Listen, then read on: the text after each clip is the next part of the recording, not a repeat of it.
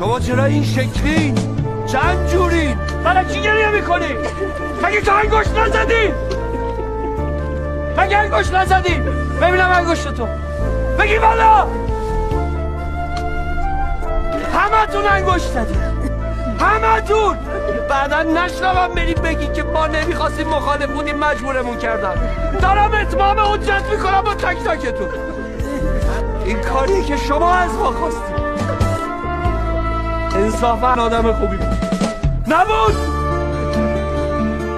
نمیخوای چیزی بهشون بگی؟ بذار کارشونو بکنم. حتما یه چیزی میدونن که راضی شدن به این کار.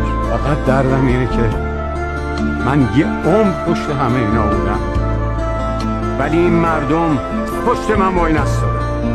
فکر نمی‌کردم اینجور پشت منی که همه چیزشون بودم و خالی کنم. اینجور من چه بدی به شما کردم؟ چه خبرتونه؟ اومدید تماشا؟